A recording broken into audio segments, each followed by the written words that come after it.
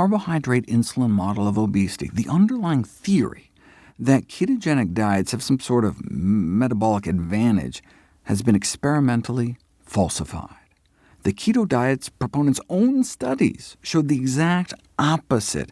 Ketogenic diets actually put you at a metabolic disadvantage and slow the loss of body fat.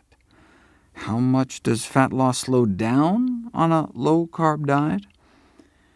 If you cut about 800 calories a day of carbohydrates from your diet, you lose 53 grams of body fat a day. But if you cut the same number of fat calories, you lose 89 grams a day. Same number of calories, but 9 pats of butter worth of extra fat melting off your body every day on a low-fat diet, compared to the low-carb diet. Same number of calories, but about 80% more fat loss when you cut down on fat instead of carbs. Here's the graph.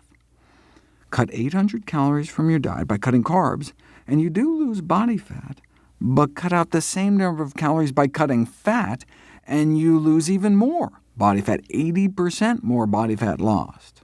The title of the study speaks for itself. Calorie for calorie, dietary fat restriction results in more body fat loss than carbohydrate restriction in people with obesity. But just looking at the bathroom scale, though, would mislead you into thinking the opposite. After 6 days on the low-carb diet, study subjects lost 4 pounds. On the low-fat diet, they lost less than 3. So step on the scale, and it looks like the low-carb diet wins hands down. So you can see why low-carb diets are so popular. But what was happening inside their bodies tells the real story. The low-carb group was losing mostly lean mass, water and protein.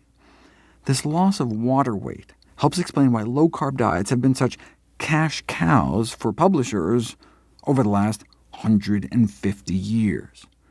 That's their secret. As one weight loss expert noted, rapid water loss is the $33 billion diet gimmick.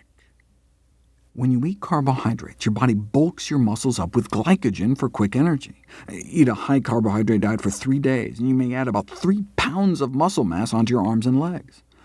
Those glycogen stores drain away, though, on a low-carb diet and pull water out with it. And the ketones also need to be flushed out of the kidneys, pulling out even more water. On the scale, that can manifest as 4 more pounds coming off within 10 days, but that all can be accounted for in water loss. The bottom line, keto diets just don't hold water. But the thrill of seeing the pounds come off so quickly on the scale keeps many coming back. When the diet fails, the dieters often blame themselves. But the intoxication of that initial rapid weight loss may tempt them back, like getting drunk again after forgetting how terrible the last hangover was. This has been dubbed the false hope syndrome. The diet industry thrives off a repeat customer, something low-carb diets were built for, given that rapid initial water loss. But what we care about is body fat. In 6 days, the low-fat diet extracted a total of 80% more fat from the body than the low-carb diet.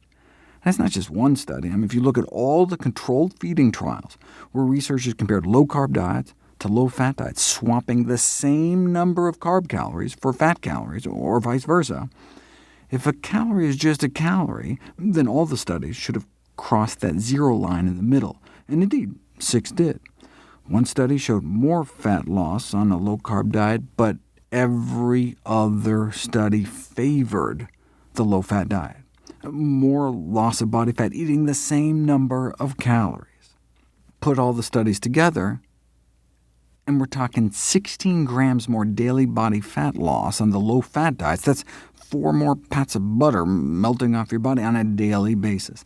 Less fat in the mouth means less fat on the hips, even taking in the same number of calories.